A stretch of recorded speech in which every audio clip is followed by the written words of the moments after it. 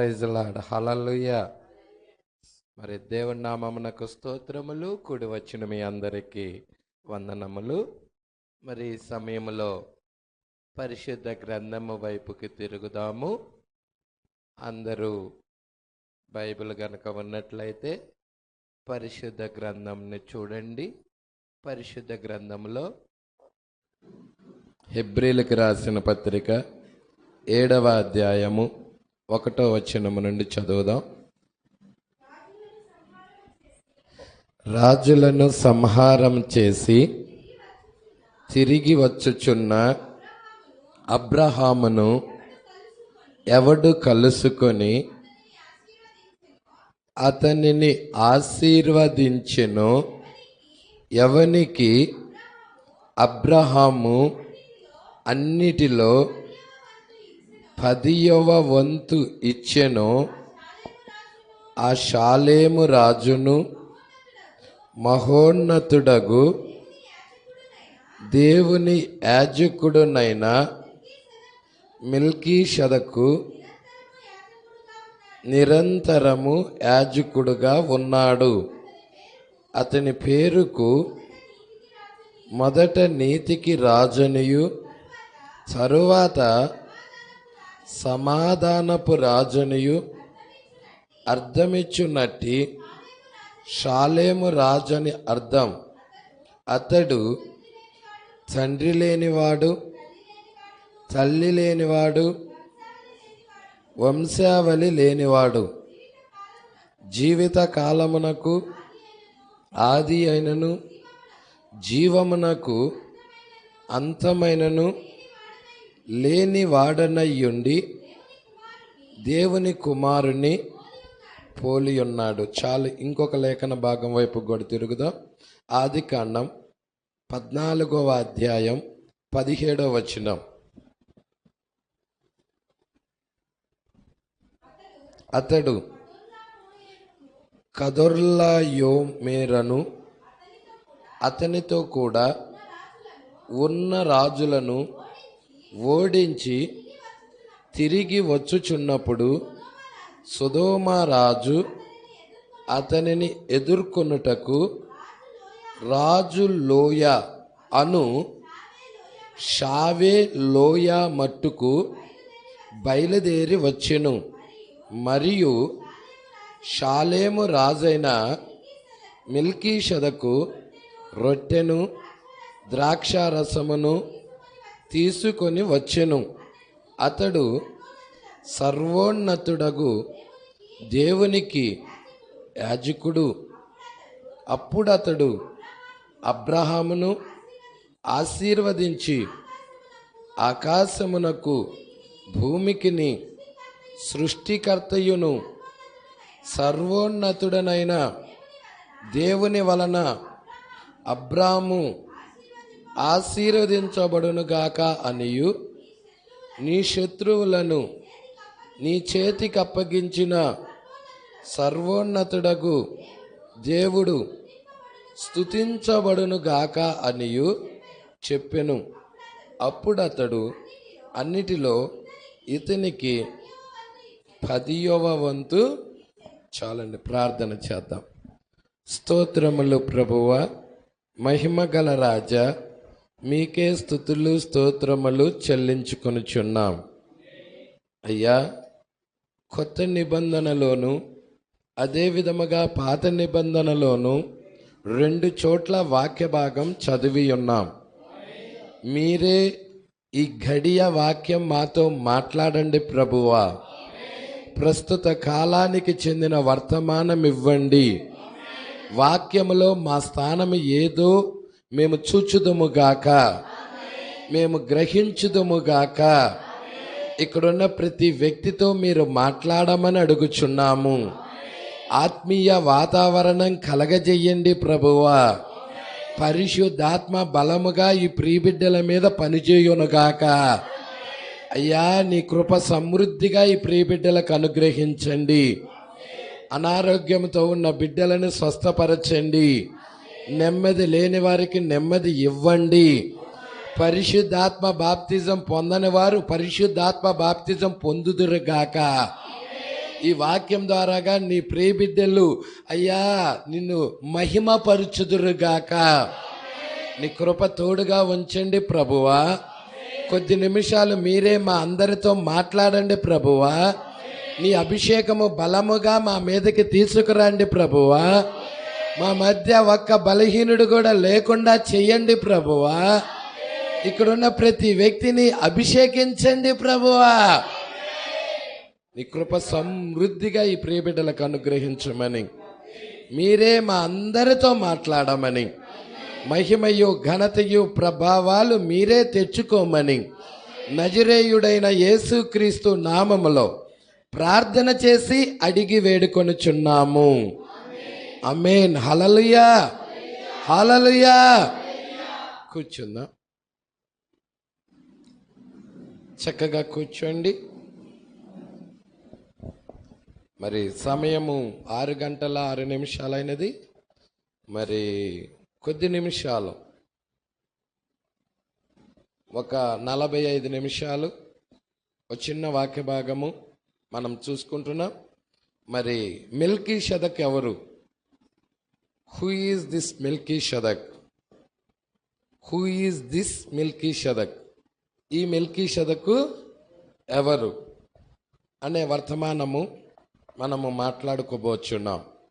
హల్లెలూయా. మరి దీనికి గనక మనం చూసినట్లయితే ఆది కాండములో ఇది నీడ. ఆది కాండం ఏంటి? నీడ.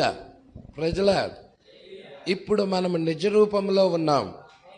ఆది కాండంలో అబ్రహాం ఉన్నాడంటే నిజ రూపంలో కూడా అబ్రహాం ఉండాలి. ఎవరాయన అంటే బ్రహ్మమై ఉన్నాడు. ప్రజల ఛాయల్లో నీడల్లో అబ్రహాం ఉన్నాడు, నిజ రూపంలో బ్రహ్మం ఉన్నాడు. 7 అక్షరాల పేరు కలిగిన వ్యక్తి. హల్లెలూయా. అయితే ఇక్కడ మనం చూస్తున్నాము, ఇక్కడే ఉన్నారు కదా. హల్లెలూయా. ఇక్కడ ఆది కాండంలో 12వ అధ్యాయంలో అతనిని పిలుస్తున్నాడు. ఎవరిని పిలుస్తున్నాడు? అబ్రామును పిలుస్తున్నాడు. 12:1 చూడండి. యెహోవా నీవు లేచి నీ దేశము నుండి నీ బంధువుల యొద్ద నుండి నీ తండ్రి ఇంట నుండి బయలుదేరి నేను నీకు చూపించు దేశమునకు వెలుము. హల్లెలూయా. నిన్ను గొప్ప జనముగా చేసి నిన్ను ఆశీర్వదించి నీ నామమును గొప్ప చేయుదును. నీవు ఆశీర్వాదముగా ఉందువు. నిన్ను ఆశీర్వదించు వారిని ఆశీర్వదించెదను, నిన్ను దూషించు వారిని శపించెదను. భూమి యొక్క సమస్త వంశములు నీ యందు ఆశీర్వదించబడునని. చాలండి. హల్లెలూయా. ఇది అబ్రామును బబులోను నుండి బయటికి పిలుస్తున్నాడు. హల్లెలూయా. అబ్రామును ఎక్కడి నుండి పిలుస్తున్నాడు? బాబేలు అంటే బబులోను. బాబేల్ అంటారు, బబులోన్ అంటారు. బాబేల్ అంటే గందరగోళం, బబులోన్ అన్న గందరగోళం. హల్లెలూయా. అంటే బబులోన్ నుండి అబ్రామును బయటికి పిలుస్తున్నాడు, నీడల్లో, ఛాయల్లో. మరి నిజ రూపంలో కూడా బబులోన్ అనేది ఒకటి ఉండాలి. ఇక్కడ కూడా 7 అక్షరాల పేరు కలిగిన ఒక వ్యక్తి ఆ బబులోన్లో ఉండినప్పుడు ఆ బబులోన్లో నుండి ఆయన్ను కూడా బయటికి పిలవాలి. ప్రజల్లా మీరు చూసినట్టయితే ప్రకటన 17 వైపు తిరిగినట్లయితే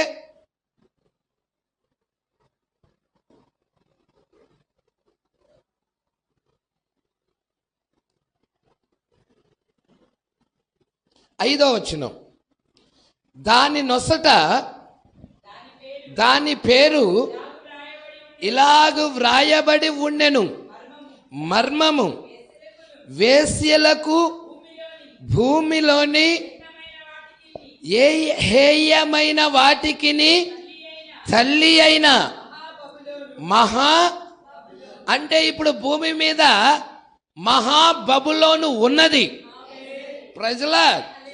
ప్రజెంట్ ఇప్పుడు మనం జీవిస్తున్న ఈ దినాల్లో భూమి మీద ఏముంది? మహాబబులోన్ అనేది ఉన్నది. ఏంటి మహాబబులోను? చెప్పండి ఏంటండి?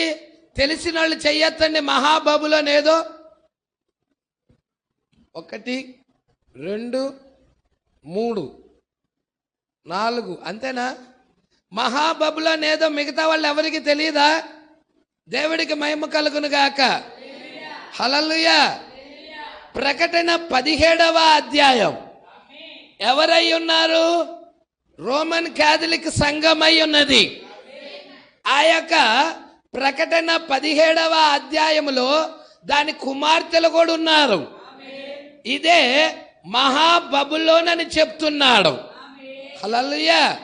దాని కూతుళ్ళు అది కూడా మహాబబులోన్ అయి ఉన్నది. ఇప్పుడు మహాబబులోన్ నుండి బయటికి రావాలి అంటే డినామినేషన్ సంఘాలన్నీ దేని కింద ఉన్నాయి?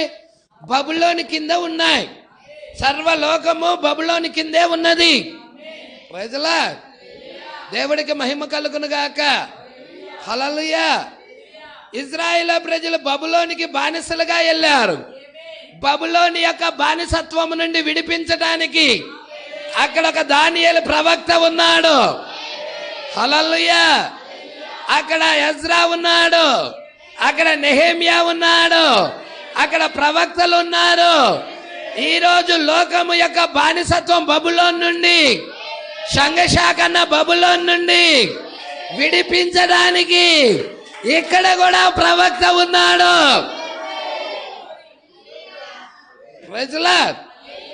అక్కడ నీడలో బబులోన్ ఉంది, ఇక్కడ నిజ రూపంలో కూడా బబులోన్ ఉన్నది. నీడల్లో బబులోనులో ఉన్నాడు ఎవరు? అబ్రహాము. బబులోన్ నుండి బయటికి పిలిచాడు. ఇక్కడ నిజ రూపంలో కూడా బబులోన్ అనేది ఉన్నది. ఆ బబులోన్ ఏదో కాదు, మతశాఖ సంస్థలు అని చెప్పాము. మతశాఖ సంస్థలన్నీ బబులోన్ అయి ఉన్నాయి. ఈ బబులోని కింద ఉన్న ఈ మతశాఖ సంస్థల కింద ఉన్న విలియం మ్యారియన్ బ్రన్హామును కూడా దేవుని స్వరము బయటికి పిలుస్తా ఉన్నది. అబ్రహామును బయటికి పిలిచినట్టుగా బ్రన్హామును కూడా బయటికి పిలుస్తా ఉన్నది. సంగమా పట్టుకుంటున్నారా? విలియం మ్యారియన్ బ్రన్హాం గారు అంతకు ముందు బాప్టిస్ట్ చర్చికి వెళ్ళేవాడు. ఏ చర్చికి వెళ్ళేవాడండి? మతశాఖేనాది. ప్రకటన 17లో ఉన్న దాని కుమార్తెలేనవి. హల్లెలూయా. అది మర్మమైన బబులోన్ అని చెప్తున్నాడా? మర్మమైన బబులోన్ అని చెప్తున్నాడు కదండి ఇక్కడ లేఖనము. హల్లెలూయా. ఈ స్త్రీ మర్మమైన బబులోన్ అని చెప్తున్నాడా లేదా? నా బైబిల్లో రాయబడింది, మీ బైబిల్లో కూడా ఉందా? హల్లెలూయా. హేయమైన వాటికి తల్లి అయిన మహాబబులోన్ అది. దేవుడికి మహిమ కలుగును గాక. హల్లెలూయా. అయితే దాని కింద ఉండినప్పుడు దేవుడు యొక్క స్వరం, దేవుడు ఏం చేశాడంటే ఆయన జగత్ పునాది ముందే ఎన్నుకున్నాడు కాబట్టి, కొంతమందిని ఎన్నుకున్నాడు కాబట్టి ఏర్పాటులో ఉన్న వారిని పిలుస్తా ఉన్నాడు. ఇది ఇలాగున్నదా? కోళ్ళ యొక్క గుడ్డులో నుండి, హల్లెలూయా, కోళ్ళ యొక్క కోడి పిల్లల మధ్య నుండి పక్షిరాజుని పిలిచినట్టుగా, తల్లి పక్షిరాజు పిలిచినట్టుగా దేవుడు మనల్ని కూడా ఆయా మత శాఖల్లో నుండి పిలుస్తా ఉన్నాడు. ప్రజలా ఇక్కడికి వద్దాం. మనం 37వ పేర అదే. ఈ మెల్కీషెదెకు ఎవరు? 37వ పేర అదే. అక్కడికి వద్దాం. మనం వద్దామా? అక్కడికి వద్దాం. అయితే ఇక్కడ కొంచెం ఉపద్ఘాతం మీరు పట్టుకోవాలి. హల్లెలూయా.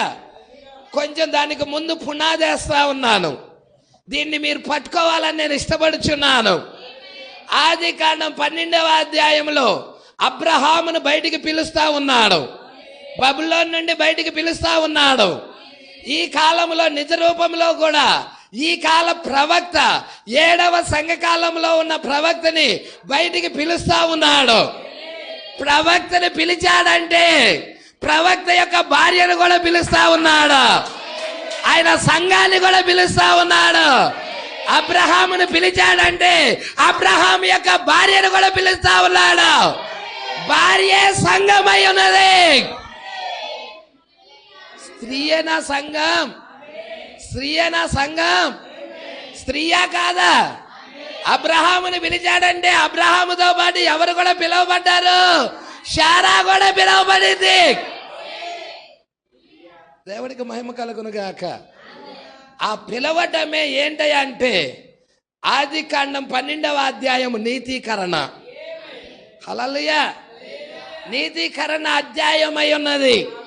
నిన్ను బయటికి పిలుస్తా ఉన్నాడు. ఓ నులివెచ్చని స్థితి నుండి, వాక్యానికి వ్యతిరేకమైన ఆచారాల నుండి, వాక్యానికి విరుద్ధమైన కార్యాల నుండి దేవుడు నిన్ను బయటికి పిలుస్తా ఉన్నాడు. హల్లెలూయా. ఇప్పుడేం జరుగుతుందో పట్టుకుందామా? హల్లెలూయా.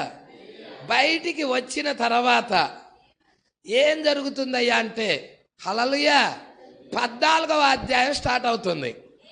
12వ అధ్యాయం తర్వాత 13వ అధ్యాయం ఉన్నది. హల్లెలూయా. ఉందా అక్కడ? 13వ అధ్యాయం ఉన్నది.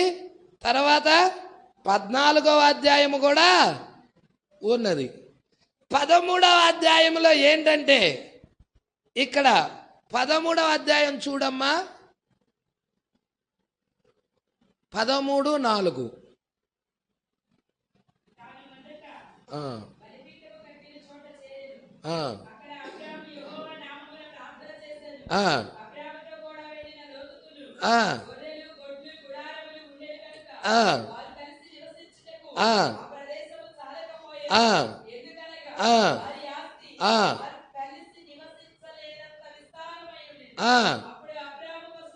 అప్పుడు అబ్రాం పశువుల కాపరులకు, లోతు పశువుల కాపరులకు కలహము పుట్టెను.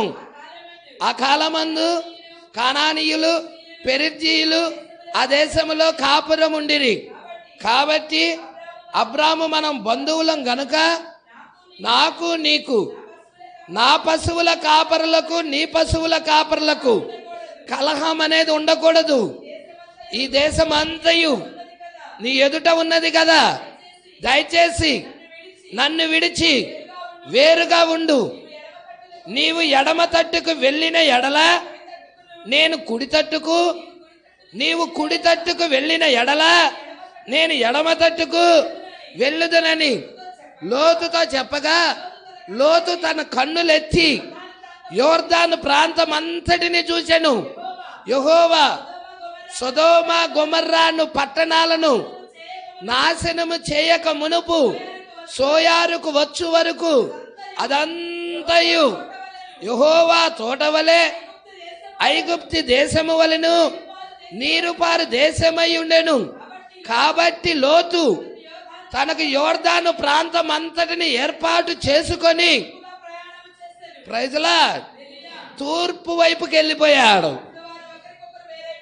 అంటే ఇప్పుడు అబ్రహాం ఎటువైపుకి వెళ్ళాడో చెప్పండి. లోతు ఎటు వెళ్ళాడు? తూర్పు తట్టుకు వెళ్ళాడు లోతు. అంటే అబ్రహాం ఎటు వెళ్ళాలి? పడమర తట్టుకు వెళ్ళాలి. పడమర నివసించు ప్రజలు ఎవరు? ఇక్కడ ఉన్నారా? పడమర నివసించే జనులు ఇక్కడ ఉన్నారా? యెహోవా వాక్కు వారి దగ్గరికి వస్తుందా? 13వ అధ్యాయంలో ఏర్పాటు జరుగుతుంది. హల్లెలూయా. అబ్రహాముకి లోతుకి ఏం జరుగుతుంది? డివైడ్ అయిపోతున్నారు. విశ్వాసి అవిశ్వాసి వేరైపోతా ఉన్నారు. Praise the lord. దేవుడికి మహిమ కలుగును గాక. అయితే ఆ యొక్క లోతు ఆ యొక్క పచ్చని మైదానాన్ని ఎన్నుకున్నాడు. అయితే అబ్రహాము వాగ్దాన భూమిని ఎన్నుకున్నాడు. హల్లెలూయా. వాక్యాన్ని ఎన్నుకున్నాడు. వాక్యం కొరకు శ్రమ పడటమైన ఇష్టమే అని ఎన్నుకున్నాడు. మోషే ఎన్నుకున్నట్టుగా ఐగుప్తి ధనము కంటే క్రీస్తు నిమిత్తం నింద గొప్ప భాగ్యమని మోషే ఎన్నుకున్నట్టుగా ఇక్కడ అబ్రహాము కూడా ఎన్నుకున్నాడు. మరి వధువు కూడా ఎన్నుకుంటుందా? ప్రైజ్ ది లార్డ్, హల్లెలూయా. కొంచెం ముందుకు చూద్దామా? ఎప్పుడైతే డివైడ్ అయ్యారో, అబ్రహాము లోతు వేరుపరచబడ్డారు, ఒక విశ్వాసి అవిశ్వాసి వేరయ్యాడు, ఇక ఎమ్మటే అక్కడ యుద్ధాలు స్టార్ట్ అయినాయి. 14వ అధ్యాయంలో ఏమున్నాయి? యుద్ధాలు. ఇలా అనొచ్చా? యుద్ధాలు అంటే ఏంటి? బోరలు. అయ్యయ్యో, బోరలు. యుద్ధాలంటే ఏంటి? బోర్లు. 5వ బోర మొదటి ప్రపంచ యుద్ధం, 6వ బోర 2వ ప్రపంచ యుద్ధం. హల్లెలూయా. అయితే 5వ బోర 6వ బోర తర్వాత ఎవరు వస్తున్నారంటే మెల్కీషెదెకు దిగొస్తున్నాడు. మెల్కీషెదెకు వచ్చింది ఎప్పుడు? 1963. అవునా కదా? మేఘం వచ్చింది ఎప్పుడండి?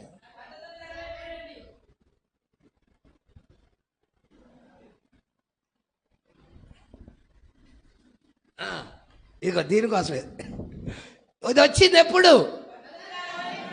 దీనిలో రాయాలి, ఇక్కడ రాయాలి. 1963 వచ్చిందని దీనిలో ప్రింట్ చేయాలి. హల్లెలూయా. 1963 ఫిబ్రవరి 28 అని ఎక్కడో సాట పెట్టాలి, అందరికి అర్థమవుతుంది. అది ఒకటి మిస్ చేసుకున్నాం. హల్లెలూయా. కాబట్టి డిజైనర్కి చెప్తున్నాం అన్నమాట. Praise the lord. మరి ఇలాంటివి కావాలంటే మీకు అందిస్తామండి. ఇట్లా లామినేషన్ చేసి చక్కగా మీ ముందుకు తీసుకొని వస్తాయి త్వరలో. మరి గమనించండి, ప్రార్థన చేయండి. హల్లెలూయా. మరి ఇక్కడ మనం చూస్తున్నాం, ఈయనెవరు? మెల్కీషెదెకు. ఈయనే మెల్కీషెదెకు. ఏమని ఇక్కడ లేఖనం ఏమని చెప్పిందో తెలుసా? అబ్రహాము దినాల్లో వచ్చిన మెల్కీషెదెకు ఎవరని చెప్పటల్లా, వర్తమానం పేరేంటి? ఆ మెల్కీషెదెకు ఎవరా? అబ్రహాం దినాల్లో ఉన్న ఆ మెల్కీషెదెకు ఎవరా? ఈ అంటే ఇప్పుడు ప్రస్తుత కాలంలో మన దినాల్లో దిగొచ్చిన ఈ మెల్కీషెదెకు ఎవరు అంటే, ఈ మెల్కీషెదెకు ఎప్పుడు వచ్చాడు? 1963లో వచ్చాడు. అంటే ఛాయలో 1963లో వచ్చాడంటే అప్పటికేమవ్వాలి? 2 యుద్ధాలు అయిపోవాలి. 1963కి 2 ప్రపంచ యుద్ధాలు జరిగిపోవాలా లేదా? ఇక్కడ ఆదికాండం 14వ అధ్యాయంలో మెల్కీషెదెకు వచ్చినప్పుడు, హల్లెలూయా, ముందే మెల్కీషెదెకు ఎక్కడ ప్రత్యక్షమవుతున్నాడంటే 14 ఆదికాండం 14వ అధ్యాయము 17వ వచనంలో ప్రత్యక్షమవుతున్నాడు. ఎన్నో వచనం అండి? 17వ వచనంలో. అక్కడ 14వ అధ్యాయము 17వ వచనంలో మెల్కీషెదెకు అనే మాట వస్తా ఉంది. Praise the lord. అక్కడ రాజులను సంహారం చేసి తిరిగి వస్తున్న అబ్రహాముని ఎదుర్కొంటున్నాడు ఒక వ్యక్తి. ఏం తీసుకొని వస్తున్నాడు? ఏం తీసుకొస్తున్నాడు అంటే రొట్టెని తీసుకొస్తున్నాడు, ద్రాక్ష రసాన్ని తీసుకొని వస్తున్నాడు. ప్రకటన 10లో దిగొస్తున్న మెల్కీషెదెకు ఏం తీసుకొని వచ్చాడు? రొట్టె తీసుకొచ్చాడు, ద్రాక్ష రసం తెచ్చాడు. ఏంటి అది? చిన్న పుస్తకమేనా? ఈ చిన్న పుస్తకము రొట్టెని ఎలా చెప్తున్నావు? ఈ చిన్న పుస్తకమే రొట్టె. ఏంటి ఇది? ఆయన శరీరం, వాక్యం ఆయన శరీరం. చెప్పలేదా వాక్యము నా శరీరం అని? నా శరీరము, ఈ రొట్టె నా శరీరం అన్నాడు. దేవుని వాక్యమే ఆయన శరీరం. ఆ ద్రాక్షారసం ఏంటి? ప్రత్యక్షత, ఉత్తేజం. అంటే 63లో ఏమొచ్చింది నీ దగ్గరికి? హల్లెలూయా. రొట్టె ద్రాక్షరసం తీసుకొని మెల్కీషెదెకు వచ్చాడు. ఎప్పుడు వచ్చాడు? 2 ప్రపంచ యుద్ధాల తర్వాత. నువ్వు చూడు, ఆదికాండము 14వ అధ్యాయము 1వ వచనం. అది ఏంటంటే మొదటి ప్రపంచ యుద్ధం. పట్టుకుంటున్నారా? మొదటి నీడ ఇది నీడ. నిజ రూపం ఏమిటో 1914 నుండి 1918 దాకా మొదటి ప్రపంచ యుద్ధము. మొదటి అయ్యో, అర్థమవుతుందా? మొదటి అయ్యో 5వ బోర మోగింది. హల్లెలూయా. ఇక్కడ మరి చూడండి, షీనారు రాజైన అమ్రాపేలు, ఎల్లాసర రాజైన అర్యోకు, ఏలాము రాజైన కదోర్లాయోరను, గోయీరుల రాజైన తీదాలు అనువారి దినాలలో. ఎన్ని మంది రాజులు ఉన్నారు ఈడ? 4 రాజులు 5 రాజుల మీదకి యుద్ధాలకు వెళ్తున్నారు. పట్టుకుంటున్నారా? ఒక రాజు ఒక దేశాన్ని పరిపాలిస్తూ ఉంటాడు. అంటే 4 దేశాలు ఏకమవుతా ఉన్నాయి. ఇంకొక దేశాన్ని చంపటానికి, ఆ దేశాన్ని స్వాధీనపరచుకోవటానికి, ఆ దేశం మీదకి యుద్ధానికి వెళ్ళటానికి జరిగింది. అదే కాదా? హిట్లరు జర్మనీ నుండి, స్టాలిను ఎక్కడి నుంచి? రష్యా నుండి. ప్రజల ఐక్యమెన్, అవునా? ఎక్కడ? అమెరికా నుండి. ఇంకొక ఆయన ఎవరు? ముస్సోలిని, ఇటలీ నుండి. 4 దేశాల నుండి 4 నియంతలు వచ్చారు. ప్రజల దేవుడికి మహిమ కలుగును గాక. ఈ 4 నియంతలు వెళ్ళి ఏం చేశారు? 5వ బోర 6వ బోర కింద యూదులని అనేకులను చంపారు. హల్లెలూయా. ఇది నీకు 14వ అధ్యాయము 1-2 వచనాలేమో మొదటి ప్రపంచ యుద్ధం, అవునా కాదా? తర్వాత ఇక్కడ చూడండి, 12వ వచనం. మరియు అబ్రాము సహోదరు కుమారుడైన లోతు సొదోములో కాపురముండెను గనుక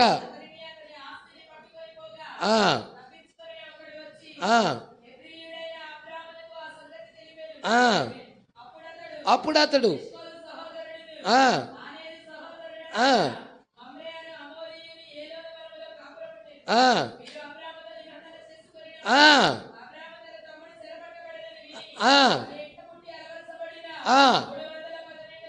310 నెనమండుగురు అంటే 18 మందిని వెంటబెట్టుకొని దాని మటుకు ఇది 2వ యుద్ధం. అబ్రహాము యుద్ధం చేస్తున్నాడు ఇక్కడ. ప్రైజ్లాడ్. ఎంతమందిని ఎత్తుకొని తీసుకెళ్ళాడు? 318 మందిని ఎంటబెట్టుకొని వెళ్ళి ఆ రాజుల్ని తరిమి ఆ యొక్క లోతుని విడిపించుకొని తీసుకొని వస్తున్నాడు. విడిపించుకొని 2 ప్రపంచ యుద్ధాలు అయిన తర్వాత, హల్లెలూయా, మొదటి ప్రపంచ యుద్ధం 1914 నుండి 1918 వరకు, 2వ ప్రపంచ యుద్ధం 1939 నుండి 1945 వరకు. ఇది అయిన తర్వాత 1963లో మెల్కీషెదెకు దిగొస్తున్నాడు. ఎవరి దగ్గరికి? అబ్రహాము దగ్గరికి. ఎందుకయ్యా అంటే అబ్రహాము శరీర రూపాంతరపరచబడాలి. అబ్రహాముకి తనలోని భాగం ఇవ్వాలి. హల్లెలూయా. అబ్రహాముకి ఏమి ఇవ్వడానికి వస్తున్నాడు? తనలోని భాగము అబ్రహాముకి ఇవ్వటము కొరకు మెల్కీషెదెకు దిగొస్తా ఉన్నాడు. ఆ థియోఫనీ, ఆ వాక్యము శరీరం నీకు ఇవ్వడానికి 1963లో రాజైన థియోఫనీ, రాజైన మెల్కీషెదెకు పరలోకాన్ని విడిచి చిన్న థియోఫనీలు అల్లి తీసుకొని భూమి మీదకి దిగొచ్చాడు. ప్రజలాడ్ సంగమా, ఈ వాక్యం నీకు అర్థం కాకపోతే కృపను వేడుకో. ప్రభువా నాకేంటో పాస్టర్ గారు చెప్పేది అర్థం కావట్లేదు, దయచేసి నాకు నీ కృపివ్వు ప్రభువా అని దేవుడి దగ్గర ఉపవాసం ఉండి ఏం తినకు తాగకు ప్రభువా లేఖనాల గురించి గ్రహింపివ్వయ్యా, లేఖనాల గురించి ప్రత్యక్షత ఇవ్వయ్యా అని దేవుడిని అడుగు. దేవుడు కృప చూపితే ఆ ప్రత్యక్షతను తెరుస్తాడు. ఆ ప్రత్యక్షత ఉంటేనే ఎత్తబడేది. నేను గుడికి వెళ్తున్నాను, మందిరానికి వెళ్తున్నాను, నేను ఎత్తబడతాను, no no no no no no. ఇవాళ ఉదయం వర్తమానం టేపు వినండి. సంఘ సభ్యుడిగా ఉన్నంత మాత్రాన నువ్వు మృతుడివే, వెళ్ళలేవు. ఆ ఎండిపోయిన కర్రే, అహరోని చేతిలో ఉన్న ఆ ఎండిపోయిన కర్రే. కానీ నువ్వు అతి పరిశుద్ధ స్థలానికి వెళ్ళాలి. అక్కడ నీకు జీవం ఉన్నది. అక్కడ నువ్వు ఒక ఆయన్ని కలుసుకోవాలి. ఆ షకీనా మహిమను కలుసుకోవాలి. ప్రకటన 10లో దిగొచ్చిన మెల్కీషెదెకుని కలుసుకోవాలి. అబ్రహాము కలుసుకున్నాడా? విలియం మేరీ బ్రన్నాము కలుసుకున్నాడా? మరి ఓ వధువా నువ్వు కూడా కలుసుకోవాలి. నువ్వు కూడా కలుసుకుంటేనే నీకు జీవం, లేకపోతే లేదు. నిజం. రాబోయే ఒత్తిడి ఇట్లాంటి ఒత్తిడి కాదు. మన సంఘాలని, మన ఆరాధనల్ని జరపనీరు. వీటిని గూఢముగా ఉపయోగిస్తారు, ఆయుధ కర్మాగారాలుగా ఉపయోగిస్తారు, స్టోర్ రూములుగా ఉపయోగిస్తారు. అర్థమవుతుందా? ఇదిగో ఈ బుక్ మీకు ఇచ్చాను కదా, ఇవ్వలేదా? ఇదిగో కాలమును మరియు సూచనను ఐక్యం చేయుట, ఈ బుక్ ఇచ్చా మీకు. దీంట్లోనే చెప్తున్నాడు ప్రవక్త. 37, 38 పేరాల్లో చెప్తున్నాడు ప్రవక్త. స్టోర్ రూమ్గా ఉపయోగిస్తారు. ఎవరైనా మన సహోదరికి అనారోగ్యంగా ఉంది, పాపం వెళ్ళి ప్రార్థన చేసి వద్దామని వెళ్ళి ప్రార్థన చేస్తున్నామనుకో, వాళ్ళు ప్రార్థన చేసే పాస్టర్ని, చేయించుకున్న ఆమెని, ఇద్దరిని కాల్చి చంపుతారు. లేకపోతే 10 సంవత్సరాలు జైలు శిక్ష వేస్తారు. ఎందుకయ్యా చంపటము అంటే, నువ్వు ప్రార్థన చెయ్యాలంటే ప్రపంచ సంఘముల సమైక్యలో కలిసి ఉండాలి. అప్పుడే నువ్వు ఆరాధన చేయటానికి కానీ సంఘము నడపటానికి కానీ నీకు వీలుంటుంది. ప్రపంచ సంఘముల సమైక్యలో ఎప్పుడైతే ప్రజలు ఏకమవుతారో, జాయిన్ అవుతారో, వాళ్ళందరూ మృగపు ముద్ర పొందుకుంటారు. మన ప్రవక్త చెప్పాడు కాబట్టి మనం దానిలో జాయిన్ అవ్వం. మనం జాయిన్ అవ్వలేదు కాబట్టి వాళ్ళు మన ఆరాధనలు జరగనివ్వరు. ఒకవేళ ఎక్కడో పేషెంట్ ఉన్నాడులే వెళ్ళి ప్రార్థన చేద్దామన్నా కానీ ఆ పేషెంట్ని చంపుతారు, చేసిన వాడిని 10 సంవత్సరాలు జైలు శిక్ష వేస్తారు. అంత ఒత్తిడి రాబోతుంది. ఇప్పుడే ఒత్తిడి లేనప్పుడే భక్తి చేయడానికి నువ్వు నానా తంటాలు పడుతున్నావు. ఒత్తిడి వచ్చినప్పుడు నీ పరిస్థితి ఏంటి? నేను అడుగుతున్నా. ఒత్తిడి లేనప్పుడే భక్తి చెయ్యాలంటే 39 సాకులు చెప్తావు. నాకు అది నొప్పి, కడుపులో నొప్పి, గుండెల్లో నొప్పి, లేకపోతే ఇంకొక నొప్పి, అక్కడ వచ్చింది ఇక్కడ వచ్చింది బాధ, నేను రాలేకపోతున్నానని. ఒత్తిడి వచ్చినప్పుడు నీ పరిస్థితి ఏంటి? ఎలా ఎత్తబడతావు? ప్రశ్నే. నువ్వు ఎలా ఎత్తబడతావు? నా కోరిక నువ్వు ఎత్తబడాలని, నువ్వు దేవుడి రాజ్యానికి వెళ్ళాలని. ప్రజలా, నువ్వు ఎత్తబడాలి, దేవుడి రాజ్యానికి వెళ్ళాలి. నువ్వు ఎత్తబడాలి, దేవుడి రాజ్యానికి వెళ్ళాలంటే ఈ వాక్యం ఏం చెప్తుందో ప్రవక్త దూరదృష్టితో చెప్పాడు. జరగబోయే విషయాలు ముందుగానే ఈ బుక్లో చెప్పాడు. ఎంత ఒత్తిడి రాబోతుందో చెప్పాడు. నిజం. పాస్టర్ కూడా, అయ్యా ఏడన బయట చెట్టు కింద ఆరాధన చేసుకుంటాం, నో ఛాన్స్ లేదు. ఒకవేళ చెట్టు కింద కూర్చొని పాటలు పాడుతూ ఉంటావు, వాళ్ళు వచ్చేస్తారు పోలీసులు అన్నలు. ఫలానా చోట ఆరాధన జరుగుతుంది అనగానే వచ్చేస్తారు. అయ్యా మీరు ఏ గ్రూపు, ఏ ఫెలోషిప్కు సంబంధించిన వాళ్ళు, ఆ ప్రపంచ సంఘ సమైక్యలో జాయిన్ అయ్యారా? లేదయ్యా, మేము ఇండిపెండెంట్గా చేసుకుంటున్నాం. నీకు తెలియదా? ఆ సమైక్యలో జాయిన్ అవ్వకుండా నువ్వు ఆరాధన జరపకూడదన్న సంగతి నీకు తెలియదా? ప్రభుత్వం నుంచి ఒత్తిడిలో వచ్చినాయి కదా, నువ్వు ఎందుకు దానికి లోబడలేదు అని పట్టుకొని నిర్దాక్షిణంగా కాల్చి చంపుతారు. లేకపోతే 10 సంవత్సరాల జైలు శిక్ష వేస్తారు. నువ్వు చేసింది తప్పేం లేదు. ఆరాధన చేస్తుంటావు చెట్టు కిందకి వెళ్ళి బయట, ఇంకా అంతకంటే ఏం లేదు. ఇంటిలో కూడా కాదు. ప్రజల అంత ఒత్తిడి మన ముందుంది. హల్లెలూయా. ఈ బుక్ ప్రతి ఒక్కళ్ళు సంపాదించుకోండి. 37వ పేర, 38వ పేర, 2 పేరాలు చదివించుకోండి ప్రతి వాళ్ళు. ఎంత ఒత్తిడి ఉన్నదో ప్రవక్త చెప్తున్నాడు. హల్లెలూయా. ఆ ఒత్తిడి టైంలోనే నువ్వు విశ్వాసివో, తయారైన విశ్వాసివో, చెప్పుకుంటున్న విశ్వాసివో బయటకు వస్తుంది. హల్లెలూయా. ఏక కష్టము సహోదరుడా. దేశాలు ఏకమవుతున్నాయి. కూటమి వచ్చింది. బీజేపీ, తెలుగుదేశం, జనసేన అన్నీ ఏకమైనవి. అవునా కాదా? ఏకమైన కాలంలోనే మనం ఉంటున్నాం. అవే గెలిచినాయి. ఇప్పుడు రేపొద్దున జరగబోయేది కూడా సంఘాలన్నీ ఏకమవుతున్నాయి. ఈ సంఘాలు ఆల్రెడీ పెట్టుకున్నాయంట. ఏంటి? ఆ లెటర్ని ముందే పంపించాయి. అర్జీ ఫామ్స్ పెట్టుకున్నాయి, లెటర్ని పంపించేశాయి. ఆ ప్రపంచ సంఘ సమైక్యలో ఏ చిన్న సంఘమైనా చేరకపోయినా అది ఆరాధన చేయటానికి వీల్లేదని ఆ ప్రభుత్వం దగ్గర నుంచి అధికారం పొందుకున్నాక ఈ సంఘాలు విజృంభిస్తాయి. ఇక నీ పక్కన ఉన్న సంఘాలన్నీ, డినామినేషన్ సంఘాలన్నీ నీ మీదకి వచ్చేస్తాయి. పోలీసులు వస్తారు, తలుపు కొడతారు. హల్లెలూయా. ఇక్కడ ఆరాధన జరుగుతుంది.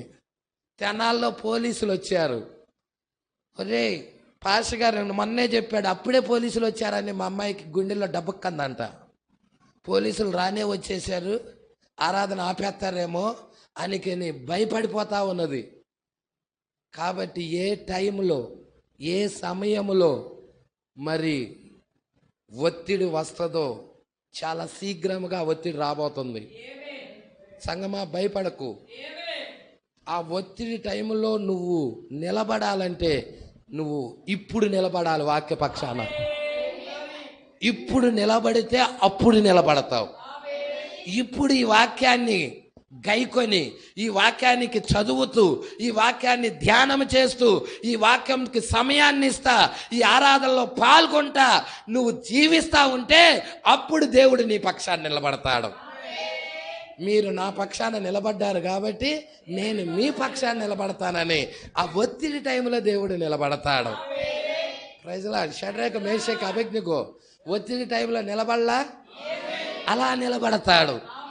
మన మీదకి ఒత్తిడి కన్ఫామ్ గా రాబోతుంది సంగమా. ఎత్తబడే ముందు ఒత్తిడి వచ్చేది రీతి. ఒత్తిడి రాకుండా ఎత్తబాటు లేదు. Praise lord. అందుకే చాలా జాగ్రత్తగా పట్టుకుందాం, గమనిద్దాం. ఇక్కడే ఉన్నారా సంగమా?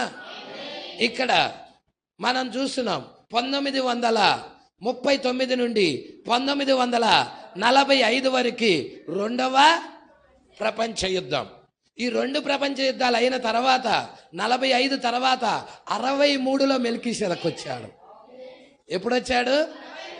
ఎందుకు మెల్కీషెదెకు వచ్చాడంటే ఆయనలోని భాగం నీకివ్వటానికి, నీలోని భాగం ఆయన తీసుకోవటానికి. Praise the lord. ఇక్కడ కాపరిని పోషిటల్లా మీరు అనుకుంటున్నారా దశమ భాగాలు ఈయటం ద్వారా కాపరి పోషించబడుతున్నాడని?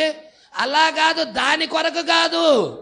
నీలో భాగాన్ని దేవుడికి ఇస్తున్నావు, దేవునిలో భాగాన్ని నువ్వు తీసుకుంటున్నావు. ఆ దశమ భాగం ఇవ్వటం ద్వారాగా నీలో భాగాన్నేమో దేవుడికి ఇస్తున్నావు, నీ కష్టాజీతంలో భాగాన్ని. ఆయన యొక్క భాగాన్నేమో నీకు ఇస్తున్నాడు. ఎందుకనకయ్యా అంటే నువ్వు ఎత్తబడాలని, నువ్వు శరీర మార్పు పొందుకోవాలని. ఇదండి చట్టం, ఇది చట్టం. హల్లెలూయా. అందుకే ఇక్కడికి రండి. ఇక్కడ 14వ అధ్యాయంలో మెల్కీషెదెకు వస్తున్నాడు. అవునా? 17వ వచనంలో అతడు కదెర్లా యోమేరును అతనితో కూడా ఉన్న రాజులను ఓడించి తిరిగి వచ్చినప్పుడు ఇక అక్కడ ఓడించేశాడు. ఆ నలుగురు రాజులను ఓడించేశాడు. తిరిగి వస్తా ఉన్నాడు అబ్రహాం. సొదొమ రాజు అతనిని ఎవరిని ఆ అబ్రహాముని ఎదుర్కొనుటకు రాజులోయ అను షావేలోయ మట్టుకు బయలుదేరి వచ్చాడు. మరియు ఇక్కడ చూస్తున్నావా, ఇక్కడ మరియు అన్నాడు, కంబైన్డ్ వర్డ్ మరియు అన్నాడు. పట్టుకుంటున్నారా? ఈ 18వ వచనం, మరియు షాలేము రాజైన, ఇక్కడ పట్టుకున్నారా? 18వ వచనంలో మొట్టమొదటిగా ఆ పదం వాడటం జరుగుతుంది. మెల్కీషెదకు రొట్టెను ద్రాక్షారసమును తీసుకొని వచ్చెను. అతడు సర్వోన్నతుడగు దేవునికి ప్రజల. ఈ 18వ వచనంలో ఎవరు వస్తున్నారంటే మెల్కీషెదకు వస్తున్నాడు. 18వ వచనంలో వస్తున్నాడు. ఎవరు? మెల్కీషెదకు. ఏం తీసుకొని వస్తున్నాడు? రొట్టెను ద్రాక్షారసాన్ని తీసుకొని వస్తున్నాడు. ఎవరి దగ్గరికి వస్తున్నాడు? అబ్రాము దగ్గరికి. ఇంకా పేరు మార్చబడాల, అబ్రామే. హల్లెలూయా. పేరు 17వ అధ్యాయంలో మార్చబడింది. పేరు అబ్రాము నుండి అబ్రహాముగా, షారాయి నుండి షారాగా ఎన్నవ అధ్యాయంలో మార్చబడింది. పేరు 17వ అధ్యాయంలో మార్చబడింది. అప్పుడు దాకా ఆయన పేరు అబ్రామే. ప్రజలా, అంటే నీడలో పేరు మార్చబడిందంటే నిజ రూపంలో కూడా పేరుండాలి. ఆ పేరు మార్చబడాలి. 7 అక్షరాలు కలిగిన వ్యక్తి ఆయన. ఆయన కూడా మెల్కీషెదకు కలుసుకోవాలి. హల్లెలూయా. ఇప్పుడు అబ్రాము, అక్కడ బ్రాణం. ఏంటది? బ్రాణం. అబ్రాము బ్రాణం. బ్రాణము నుండి ఎలాగ మార్చబడింది? అబ్రాము నుండి అబ్రహాముగా, బ్రాణము నుండి బ్రన్హాముగా. హల్లెలూయా. నిజ రూపంలో అర్థమవుతుందా? అక్కడ నీడలో ఉంది కాబట్టి నిజ రూపం ఇక్కడ ఉన్నది. ప్రజలా, నీడలో మెల్కీషెదకు వచ్చాడు అక్కడికి. నిజ రూపంలో కూడా 63లో మెల్కీషెదకు వచ్చాడు. ఎవరి దగ్గరికి? 7 అక్షరాల పేరు కలిగిన ఆయన దగ్గరికి. ఎవరాయన? ఈ కాల ప్రవక్త విలియం మ్యారియం బ్రన్హామ్ అయి ఉన్నాడు.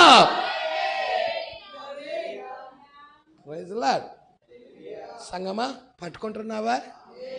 దేవుడు ఒక వ్యక్తిని ఎన్నుకున్నాడంటే అతనిని గుంపులో ఉంచడు, నామకార్థపు సంఘాల్లో ఉంచడు, బబులోనులో ఉంచడు. ఆయన సపరేట్ చేస్తాడు, వేరుపరుస్తాడు.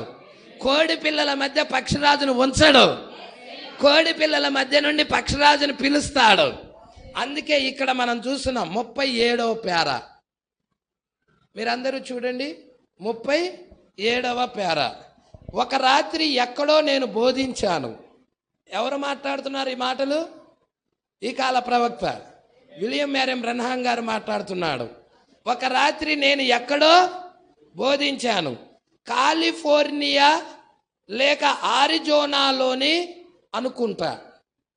కాలిఫోర్నియా అయినా కావచ్చు, లేక ఆరిజోనాలైనా అనుకుంటా. ఒక వ్యక్తి ఒక కోడిపెట్ట కింద పక్షిరాజు గుడ్డును పొదిగించిన ఒక చిన్న కథ మీకు చెప్పానని నమ్ముచున్నా. హల్లెలూయా. కోడిపెట్ట కింద పక్షిరాజు గుడ్డును పొదిగించాడు. ఆ కథ పొదగబడి బయటికి వచ్చిన తర్వాత ఆ పక్షిరాజు ఆ కోడి పిల్లలకు ఎంతో వింతైన పక్షిగా కనబడింది. హల్లెలూయా. ఎవరు వింతైన పక్షిగా కనబడింది? పక్షిరాజు పిల్ల. ఎవరికి వింతైన పక్షిగా కనబడింది? ఈ లోకంలో వారికి నువ్వు వింతగానే ఉంటావు. హల్లెలూయా.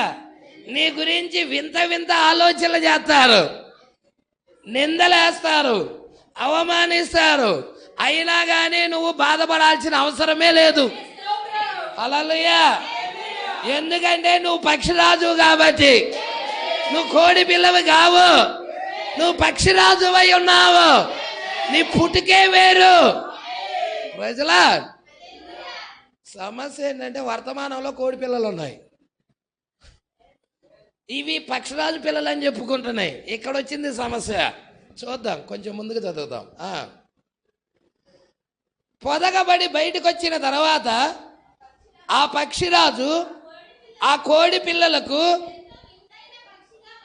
ఎంతో వింతైన పక్షిగా కనబడెను.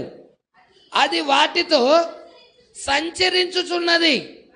వాటి మధ్య అది అసహ్యంగా కనబడెను.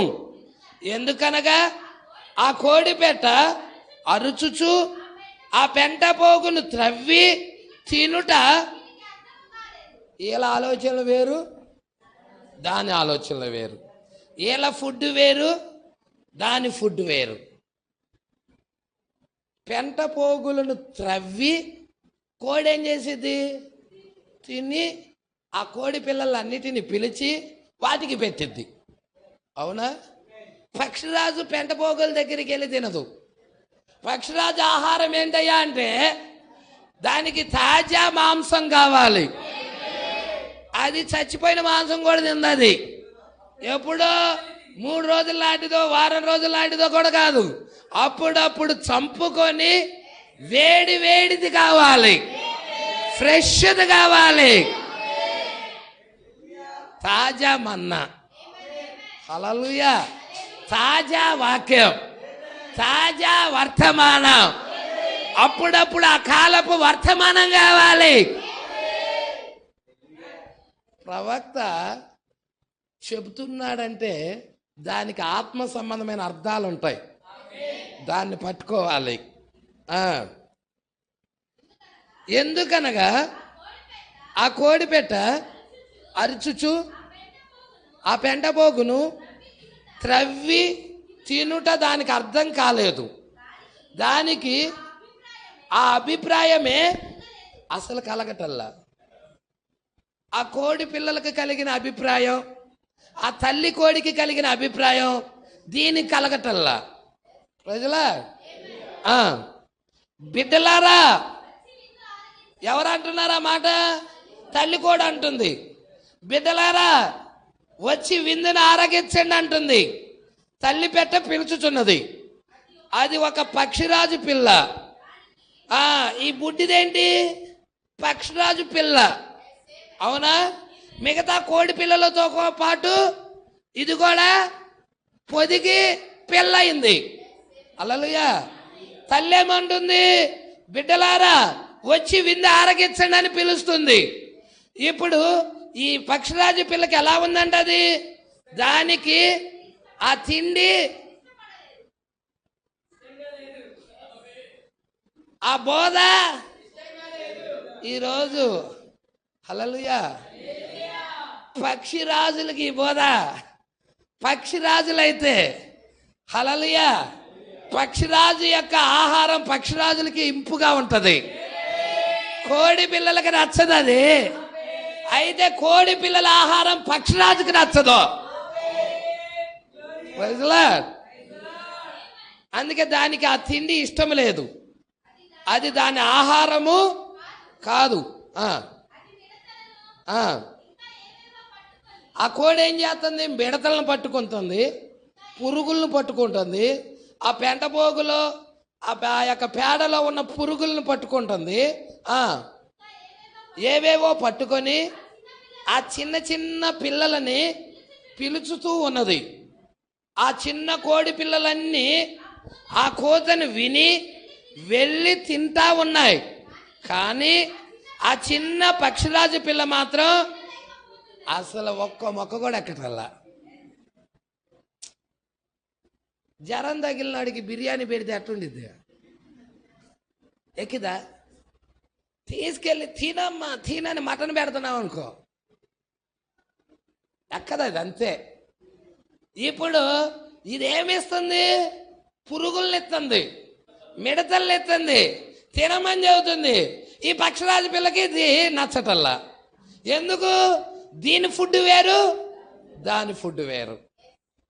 ఈ రెండిటి ఫుడ్ వేరు వేరు. హల్లెలూయా, అవునా కదా? పక్షిరాజు ఫుడ్ వేరు, కోడి ఫుడ్ వేరు. పక్షిరాజు భూలోక సంబంధమైన జీవి కాదు, ఆకాశానికి సంబంధించిన జీవి. కోడి ఆకాశానికి సంబంధించిన జీవి కాదు, భూ సంబంధమైన జీవి. అందుకే వాటి రెండింటి మధ్య వ్యత్యాసాలు కూడా ఉన్నాయి.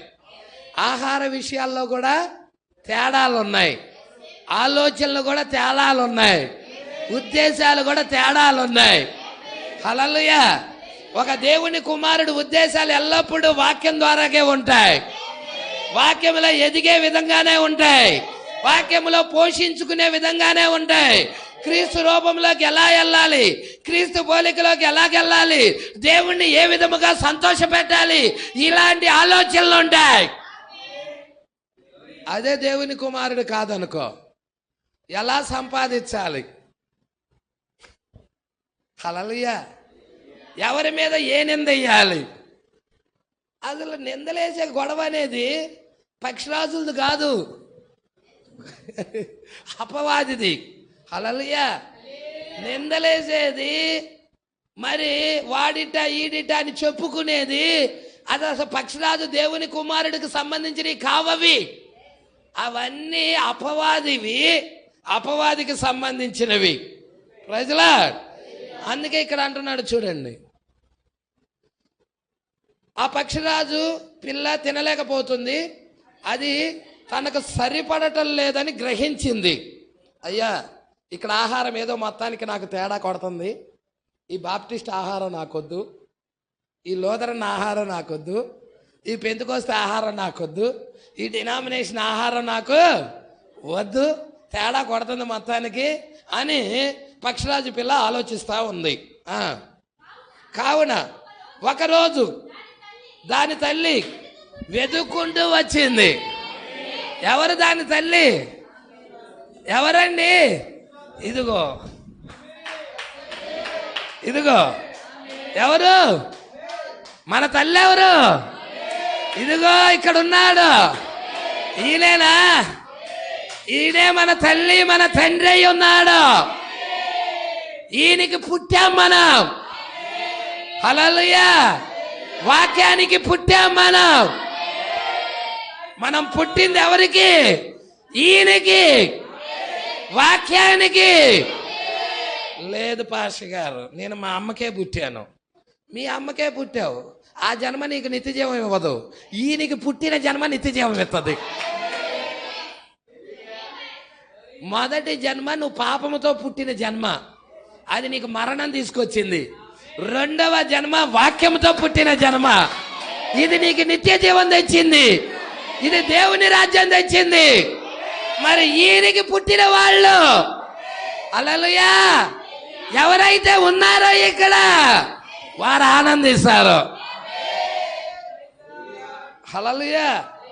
అందుకే అంటున్నాడు చూడండి, ఒక రోజున దాని తల్లి వెతుక్కుంటూ వచ్చింది. కోడి పిలుచుటను అది విన్నది.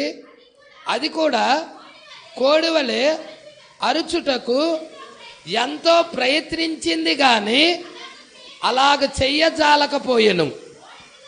చూసారా అండి?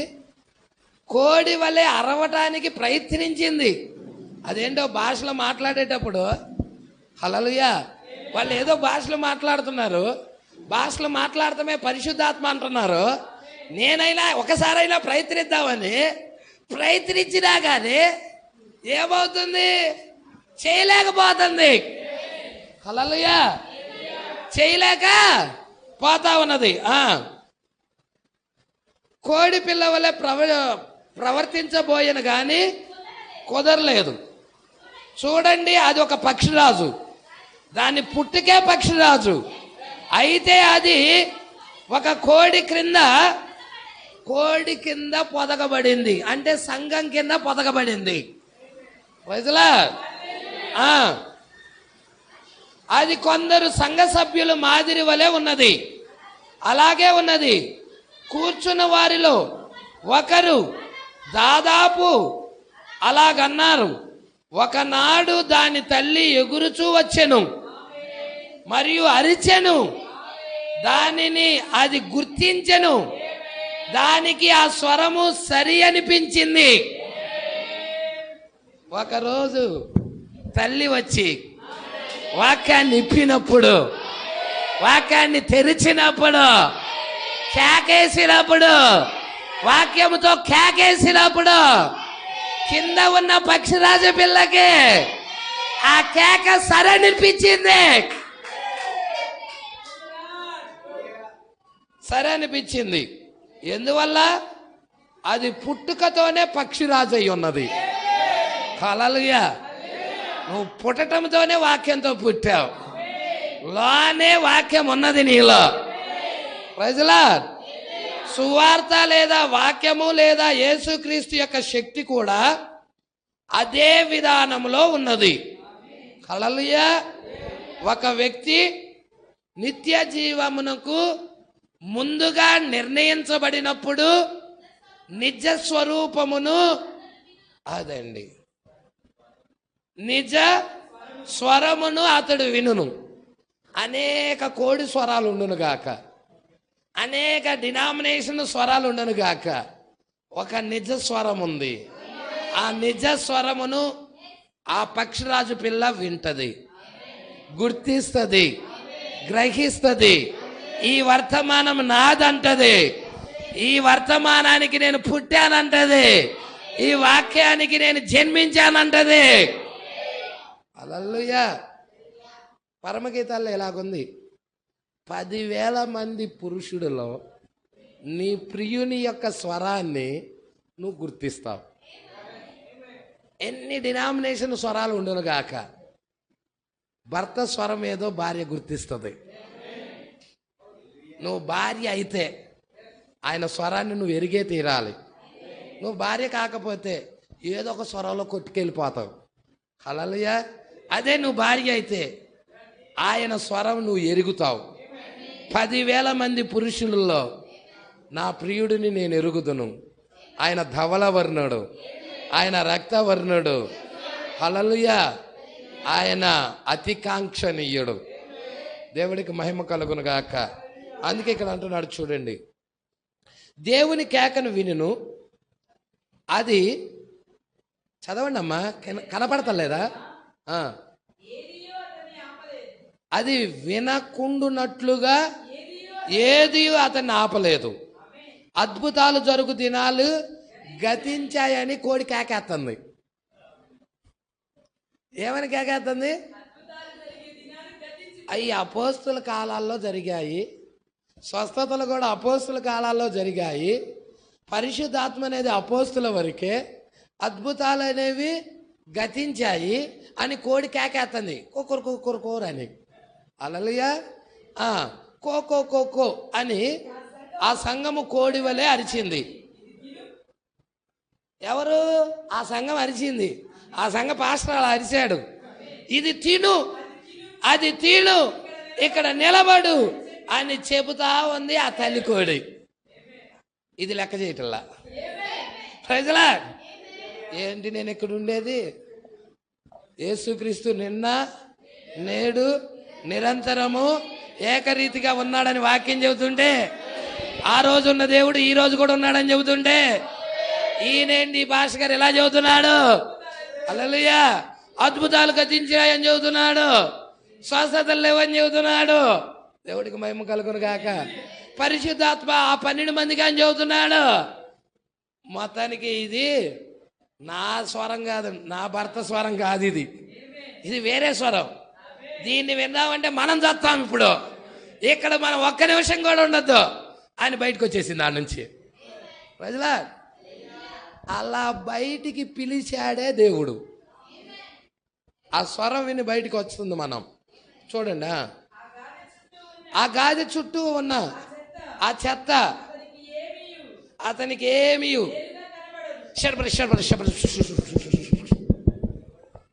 అంత చెత్త.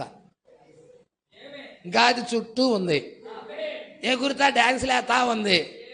ఏమన్నా ఉందా అక్కడ? చెత్తే. ఎవరు పురుగులు ఎవరు ఎత్తుకుంటుంది అది. ప్రజలా అర్థమవుతుందా? ఆ గాది చుట్టూ ఉన్న చెత్తని అదే అంటే కాసేపు ఉండగల అప్పుడప్పుడే శరబర శరబర శరబర శరబర శరబర శరబర శరబర శరబర. ఏమైంది? శరబరలైంది. ప్రజలా ఆ చెత్త అతనికి ఏమి, ఈ శరబరలు ఈ పక్షిరాజు పిల్లకి చే ఇంతకాలం ఉన్నాను, సజీవమైన వాక్యం ఎప్పుడు వచ్చిద్దా, జీవము కలిగిన మాట ఎక్కడుందా, ఎతుకుతా ఉంది. ప్రజలా ఆయన వెళ్ళిపోయిను, సమస్తము సాధ్యమే. ఆయన భూమి మీద లేడు. నేడు అనేక మంది క్రైస్తవుల సంగతి ఇప్పుడు ఆయన భూమి మీద లేడని, ఆయన వెళ్ళిపోయాడని చెప్పుకుంటా ఉన్నాడు. యేసుక్రీస్తు నిన్న నేడు నిరంతరము ఒకే రీతిగా ఉన్నాడు. ఇప్పుడు ఆయన ఉన్నాడా? ఇక్కడ ఉన్నాడా? నేడు అనేక మంది క్రైస్తవుల సంగతి అలాగే ఉంది. వారు తమ పాదాలు నేల మీద నుండి లేవనెత్తుటలేదు. ఆ ముసలి తల్లి, కుమారుడా ఎగురు, నీవు పక్షిరాజువి, నేనున్న చోటికి ఎక్కిరమ్ము. ప్రజలా 63లో తల్లొచ్చింది, ఎగురమని చెబుతుంది, నేనున్న చోటికి రమ్మని చెబుతుంది. ఈ భూమి మీద అంత అవినీతి, పాపమే, మోసాలే, దీన్ని వదిలిపెట్టి రమ్మని చెబుతా ఉంది. నువ్వు ఒక కోడివి కావు, నువ్వు ఒక పక్షిరాజువి, నువ్వు ఒక పక్షిరాజువి. నేనున్న చోటికి ఎక్కిరమ్మని ఆ తల్లి పక్షిరాజు చెప్తా ఉన్నది. అమ్మా, నా జీవితంలో ఈ కోడి చుట్టూ తిరిగా కానీ ఈ కోడి ఒక్కసారి కూడా ఎగరటం నేర్పలా. యాడ్ నేర్పిది? అది ఎగరటానికి పుడితేగా. ప్రజలా అది ఎగరటానికి పుట్టిందా? పుట్ల అది ఆడే ఎగిరిద్ది. హల్లెలూయా. నా జీవితంలో ఎన్నడూ ఎగరలేదమ్మా నేను. ఎగిరే వర్తమానం, ఎత్తబాటులో వెళ్ళే వర్తమానం నా జీవితంలో ఇంతవరకు ఈ కోడి దగ్గర నేర్చుకోలేదమ్మా. హల్లెలూయా. ఈ సంఘశాఖ దగ్గర ఇంతవరకు నేను వినలేదమ్మా అని చెప్తా ఉంది. నువ్వు ఎగరటానికే పుట్టావు, నీకు ఎగిరే 2 రెక్కలున్నాయి. ప్రజలా చూద్దాం.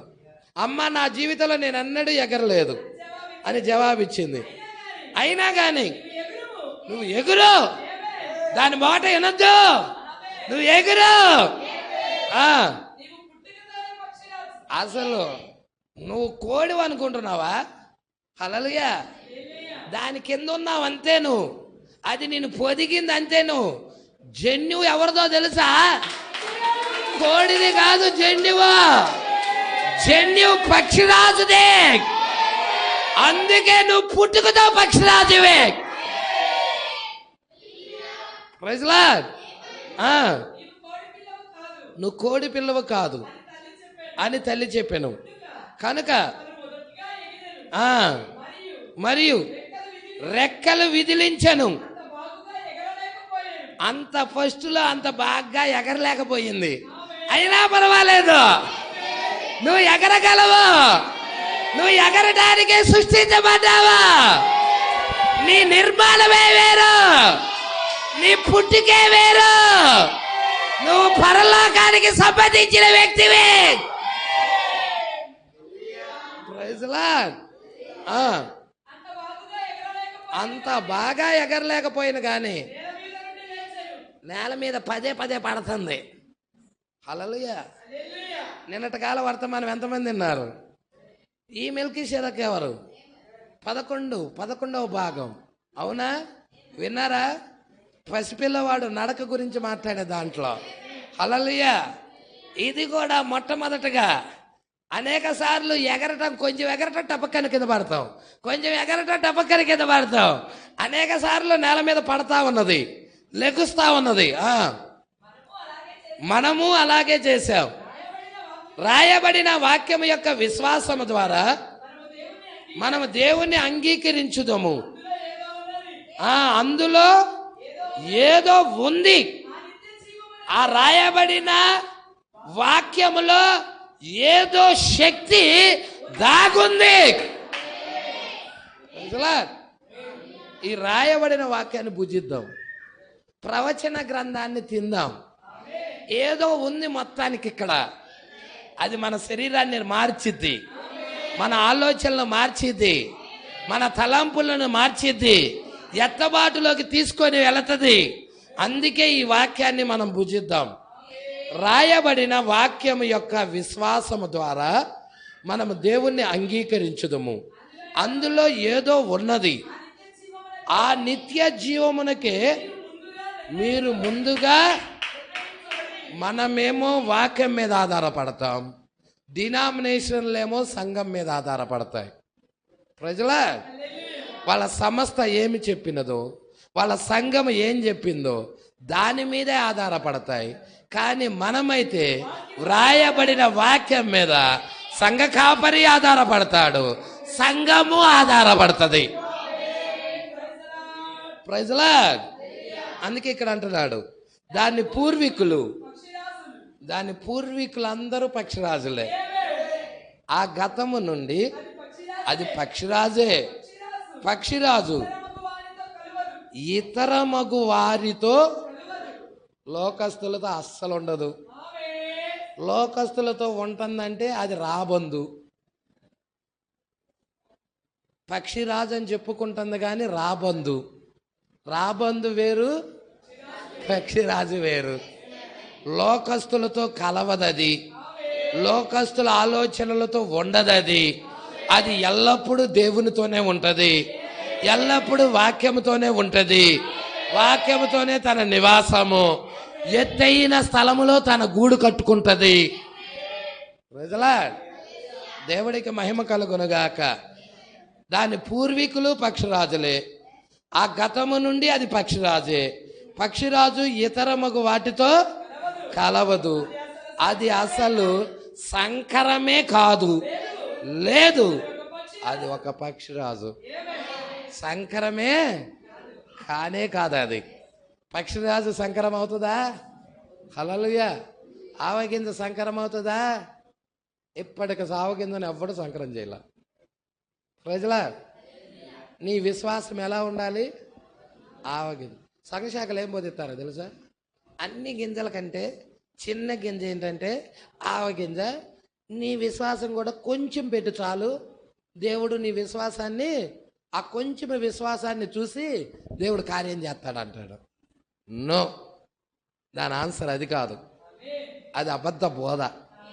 మరేంటి పాస్టర్ గారు? ఆవగింజ మిగతా గింజలన్నీ కల్తీ చేయబడిన ఆవగింజ మాత్రం కల్తీ చేయబడలేదు. అది కల్తీ లేని విశ్వాసం ఉండాలి. నీ విశ్వాసం కల్తీ లేని విశ్వాసంగా ఉన్నప్పుడు అప్పుడు దేవుడు నీ విశ్వాసాన్ని స్వీకరిస్తాడు, నీ ప్రార్థన ఆలకిస్తాడు. అందుకే ఇక్కడ పక్షిరాజు కల్తీ, సంకరమే లేదు, కల్తీయే లేదు. ఎంతమందికి అర్థమవుతా ఉన్నది? నెక్స్ట్ వారం 39వ పేరా చూసుకుందాం. దేవుడు మాటలు దీవించి ఆశీర్వదించును గాక. అందరం లేచి నిలబడదాం. ఇలాంటి వర్తమానాలు మీకు మరిన్ని అందుబాటులో ఉండాలంటే ఈ ఛానల్ని సబ్స్క్రైబ్ చేయండి. ఇంకా ఈ ఛానల్ని సబ్స్క్రైబ్ చేసుకుని వారు ఉన్నట్లయితే ఈ వీడియోలో చూపించిన విధంగా సబ్స్క్రైబ్ చేసుకోనండి. ఆమేన్.